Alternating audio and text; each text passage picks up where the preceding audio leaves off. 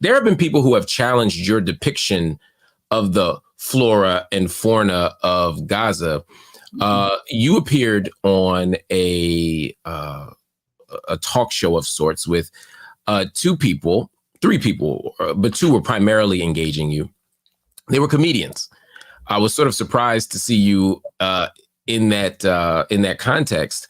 I think if you don't mind me stopping you just for a moment, I don't think that's correct. There was the owner of the comedy club, a person named Noam Dworman, and then there was a person who's reputed to be a political commentator, Eli Lake.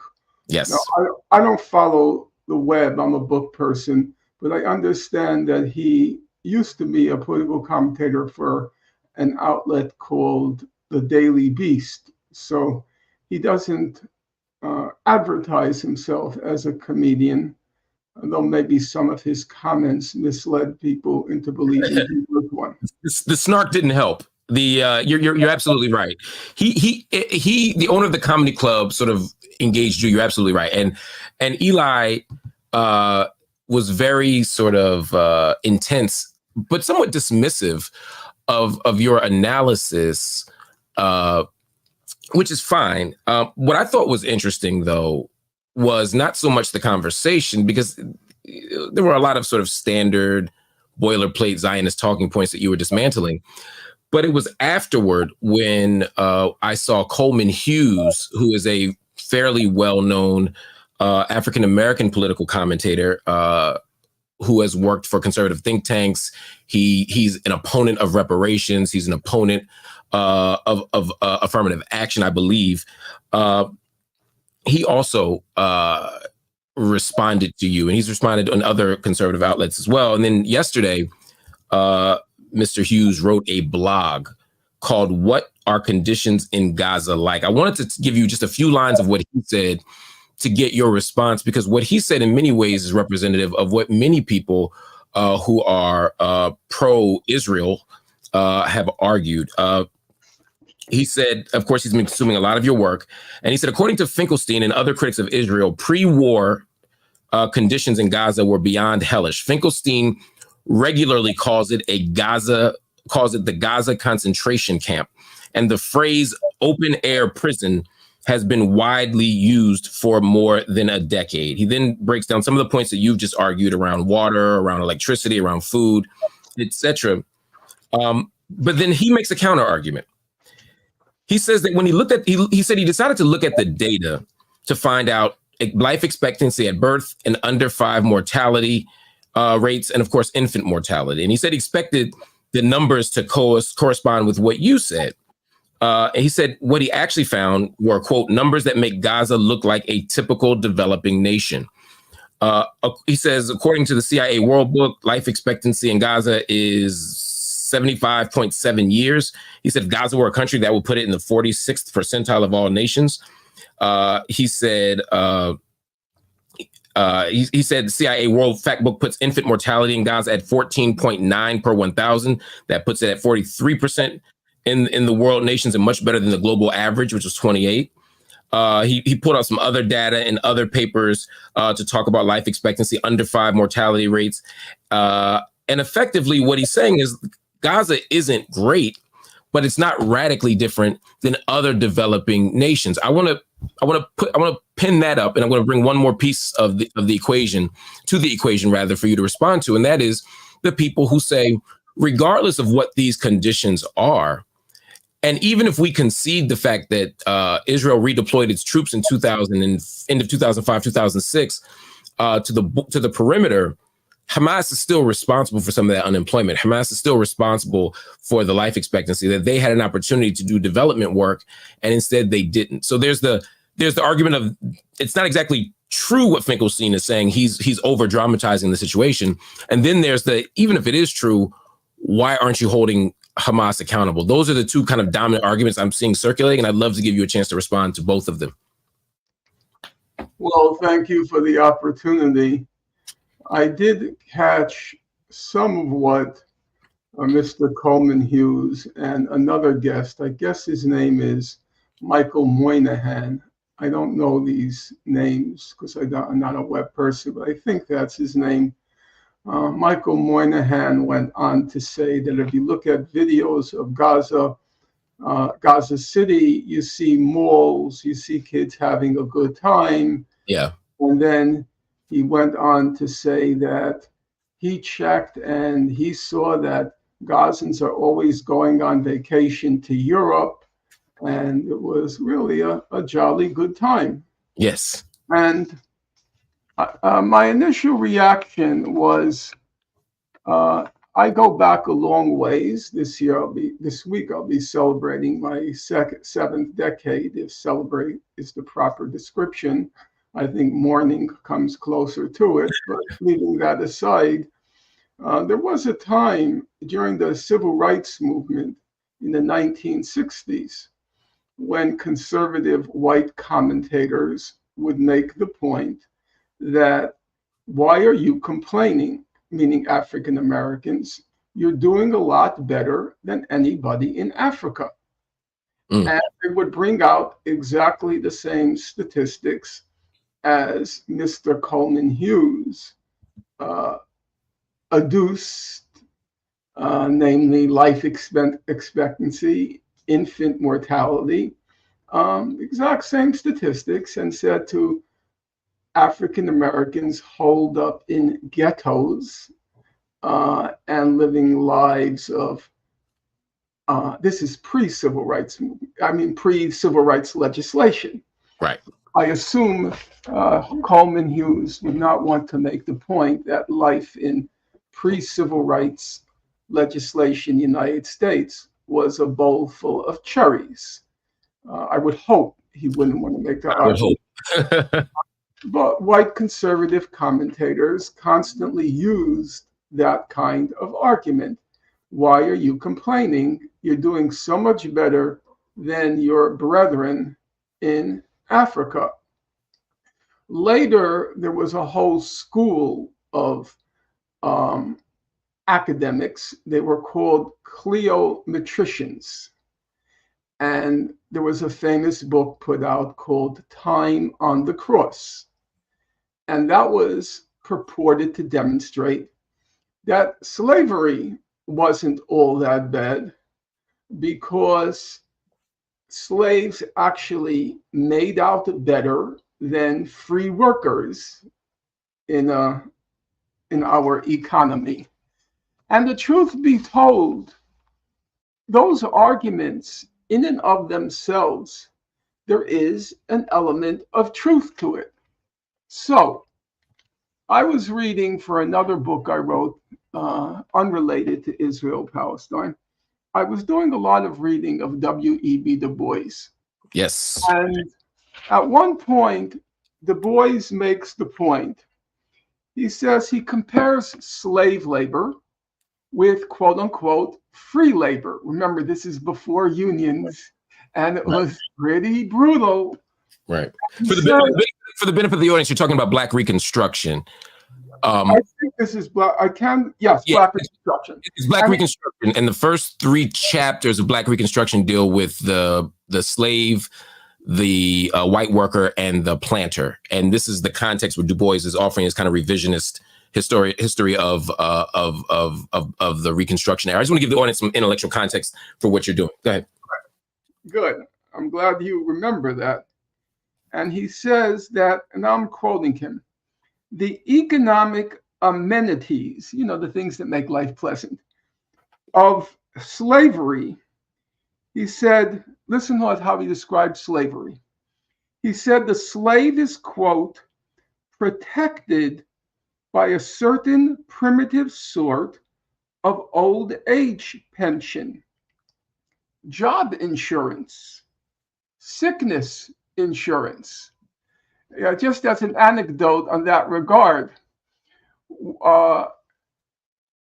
Frederick Douglass wrote a famous open letter to his former slave master, Captain Auld, A-U-L-D. And one of the things he accused Captain Auld of having done was when his mother was too old to work, he discarded her. And that was considered a shame in slave culture. And later, it's an interesting fact, Douglas apologized to Auld because it turned out to be incorrect. Auld did take care of his mother when she was too old. So Du Bois makes the completely surprising statement. He says, well, truth be told, slavery protected the slave by a certain primitive sort of old age pension and job insurance and health insurance and so forth. But that doesn't change his opinion. It doesn't change his opinion that he says that slavery, the Negro slaves in America, represented the worst and lowest conditions among modern laborers. Right. In particular, they suffered absolute subjection to the individual will of an owner and the cruelty and injustice that attended this subjection. So, as I said, my first reaction to Coleman Hughes was, well, this sounds awfully like the arguments that were made by the white conservatives in the 60s, the defenders of the peculiar institution, and also the arguments of the Cleometricians. And I said, and I admit there's an element of truth to it, just as Du Bois, who was an absolutely scrupulously honest historian, because he never feared facts, never feared truth, absolutely fearless in the face of truth. He acknowledged there were aspects of slavery which were, quote unquote, more humane than free labor. Right. So now here's the question I have for Mr. Hughes, who I suspect will at some point hear this broadcast. I'm not going to address these questions about happy people at malls. Anybody familiar with, for example, the Warsaw Ghetto will know that even amidst the most extreme despondence and poverty, there's always a class of people who manage to figure out how to make do and live it up. In the Warsaw Ghetto, they were famously called, I heard about them at home a lot because both of my parents were in the Warsaw Ghetto. They were called the 13. And the 13 meant those smugglers, collaborators, traitors who lived on 13 Lenchko Street. They were the 13. So the fact that there are some people living well in Gaza is altogether unsurprising for those who are familiar with those types of situations. But just so people have clarity on this, though, that's an important distinction to make. You're not saying that it's inaccurate that there are people who are living lavishly. You're saying that represents a small slice of the Gazan population. Yes, exactly like in the Warsaw Ghetto. Right. And then here is the question I have for Mr. Hughes. The question is this. He says my use of the locution concentration camp is exaggerated. At one point, I think he described it as me lying and things like that. Yeah. Fair enough. You can claim I have an agenda and I am tailoring my language to further my agenda. But here's my question for Mr. Hughes. If you were now Marc Lamont Hill, if you were to go onto your little computer device and enter the word Giora, Giora, Island, Eiland, okay? Yeah. And then you enter concentration camp. Yes. Okay. And now you're going to find a memorandum from March 2004. And if you scroll down to number 12, paragraph 12, you're going to see Giora Island. And how does he describe Gaza? Concentration camp. A huge concentration camp. Yeah. Now, Mr. Hughes, here is my question to you. Giora Island was the head of Israel's National Security Council, the equivalent of our head of the CIA, Mr. Burns now. He's clearly knowledgeable about these subjects. He's making this statement describing Gaza as, quote, a huge concentration camp before Israel even imposed the blockade of Gaza. The blockade of Gaza was imposed in January 2006. He makes this statement in March 2004. Why do you think he said that? Do you think that Mr. Island has an agenda like Norman Finkelstein? Mr. Island is a completely bestial, knowledgeable but bestial character. In the past few weeks, he said we should make Gaza uninhabitable. He said the epidemics in the south of Gaza are a good thing. He said that we have to keep up, even when the international community starts showing pictures of those incubators with babies dying in it. This is Giora Island. So obviously he's not a war dove, and he's not an anti-Zionist. Right. He's not in my camp. Yeah. And we will grant, when you talk about a middle developing country, I would think of Ecuador. I've been in Ecuador, a very pleasant place, a middle developing country. People aren't extremely poor. They're not extremely rich. Nobody going into Ecuador would describe it as a concentration camp. Right. That would be a very far-fetched description, but according to Coleman Hughes, roughly the same. Ecuador, Gaza. Right. So why is it that Mr. Island used that locution to describe Gaza? Now, if you open up page 169 of Baruch Kemmerling's book, Politicide, yes, he describes Gaza on page 169. He describes it as, quote, the biggest concentration camp ever to exist, or largest concentration camp ever to exist.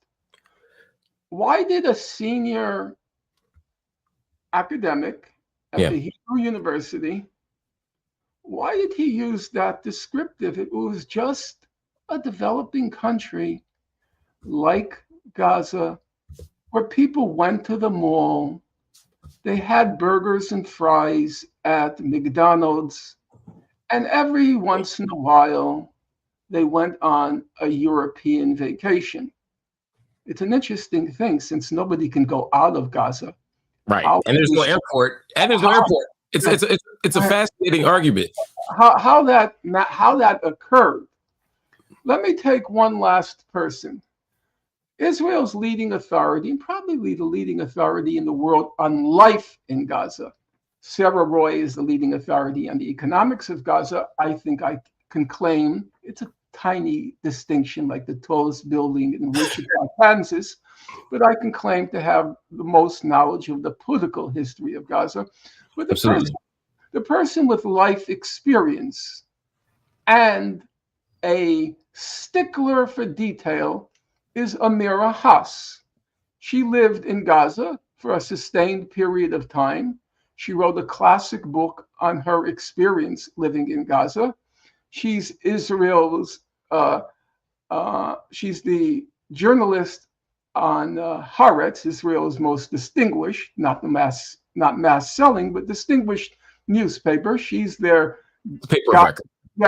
Paper of record. She's their authority on the occupied territories. She and Gideon Levy. Now, let me just say a couple of things about Amira Haas before I read what she had to say. First of all, she's a stickler for detail. Second of all, Her family passed through the Nazi Holocaust. Third of all, not trivially, she detests Hamas, detests, loathes Hamas. Sometimes, in my opinion, it distorts her judgment, but she would probably say the fact that I don't loathe and detest Hamas distorts my judgment. And we just have to agree to disagree. I'd like Mr. Coleman Hughes listen to this woman, daughter of survivors of the Nazi Holocaust, hypersensitive to facts. I would say she is a genuine rival to me, to facts, to truth, and also has what Mr. Coleman doesn't have, life experience living there. And here she writes, it's a little long, but I want to read it. Sure. The Gaza Strip today, or I should give you the date. The date is, I think it was about 3 years ago. I didn't copy it, about 3 years ago. The Gaza Strip today is a concentration camp, but not like Bergen-Belsen concentration camp. That was one of the Nazi concentration camps. The differences are clear and known.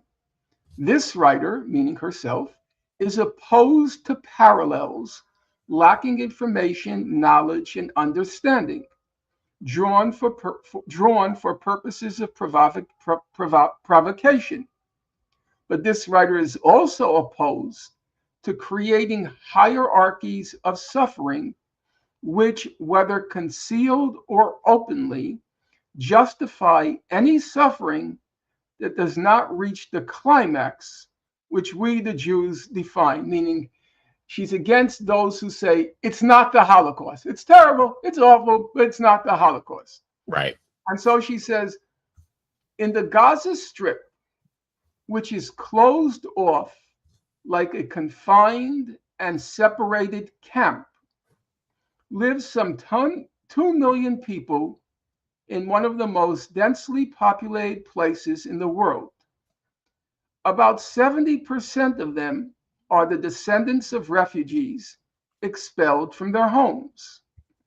Absent freedom of movement, condemn them to a life of unemployment, a life of dreariness, a life of poverty, a life of disease, a life of depression, a life of contaminated water and soil, and dependence on ever dwindling charity. And that is even without the military bombings and incursions, the mowing of the lawn, which we'll get to in a moment. Absolutely.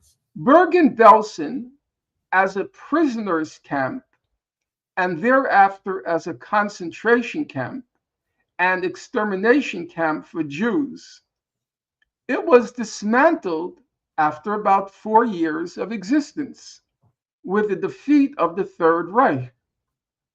The concentration camp that is Gaza has existed under I have to be careful with the words. The concentration camp that is Gaza has existed under ever harsher conditions for almost 3 decades. Contrary to Israeli propaganda, it was created before the suicide bombings, before the Oslo Accord of 1993, before Hamas took charge and developed its military skills. Israel has a political goal in mind in turning Gaza into a giant concentration camp, cutting it and its inhabitants off from the rest of the Palestinians so that it will become a separate entity deprived of history, roots, and belonging. Well, that's Gaza. So my question, it's a genuine perplexity, assuming good faith by Coleman Hughes, and he's not just pandering to his subscribers. Assuming good faith, I would want to know Why would Guerra Island call it a huge concentration camp?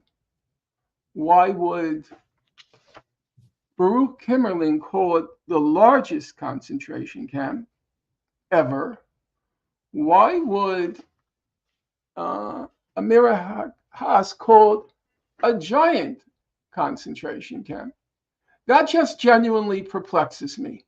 But let's because And what I don't want them to do though, Norm, what one could argue if I were to play devil's advocate is that well, two things. One, you're appealing to authority, and you're appealing to the expertise and analysis of people who you otherwise would be dismissive of. But also that they could just be wrong. If we don't appeal to authority, and if we don't, and instead we actually dissect the argument itself, what are the conditions that must be in place to satisfy the conditions of being a concentration camp? And then the subsequent question would be, does Gaza meet that standard? And the reason why I ask this is not to just engage in a kind of philosophical exercise, although I think for me, it'd be worth it just on its own, but because this is a consistent debate and challenge that we see emerge in the Palestinian movement, and the pro-Palestinian movement is, if we say that Israel is an apartheid state, people will say, no, it's nothing like South Africa. If people say, well, it's a genocide, people will say, well, look, the population is growing and it's nothing like it's nothing like Cambodia. It's nothing like Uganda at times. It's nothing like Congo. It's not, in fact, just any place where our recently deceased former Secretary of State has been. You can probably fill in the blank there. It's not like any of those places, but instead it's different. And that by using the language of concentration camp, we're smuggling in an agenda. An agenda, and a very specific one, though, right? Not just an agenda, but a specific one, right? Which is to demonize the Jewish state, which is to frame them as Nazis, part two, which is to ignore the complexities of the region. So I would say, first, what makes, again, I keep asking you these double barrel questions, and forgive me, because I have to do this. I rarely get this type of space with you. If we look at 10,000 videos of me now on YouTube. So if you want to say something interesting, then you have to ask me the tough questions. Fair enough. I'll just be repeating myself. Right, which is not interesting, right? So I agree. So then the question becomes, right, what makes a concentration camp outside of someone else saying, I think it's a concentration camp? Because we certainly wouldn't agree. If they disagreed, we wouldn't be appealing to them. And then the second question is, which is so in some sense a praxis-driven question, is what are we afforded, and what do we lose when we draw that type of comparison, whether it's apartheid, whether it's concentration camp, whether it's genocide, whether it's ethnic cleansing, these types of, whether it's pogrom, what do we get for that? Okay, very good questions. And I'm glad you're playing what's a critical role in trying to achieve truth, which is playing the role of the devil's advocate. Yeah. When we want to figure out whether what's happening, say, in Gaza is a genocide, you can look at a dictionary, but then it's one person's definition, one person's interpretation of the definition versus another. So what is normally done? You'll know because you've done it. You call in experts, people who claim a certain professional expertise in genocide, to parse the term, its legal term, and whether it applies in the case of, say, the present moment, Gaza. The second thing we look for when we evaluate evidence, it's what's called in law evidence against interest. If you said, I didn't kill my wife, okay, that's not going to carry the day if you're being accused of murder. However, if you said, I did kill my wife, as a matter of fact, and I'm very happy I did. Well, it's possible that you're legally insane, and that's why you said it. But that's evidence against interest. And therefore, it carries much more weight in a court of law and a court of public opinion. So what did I do when I gave my three examples?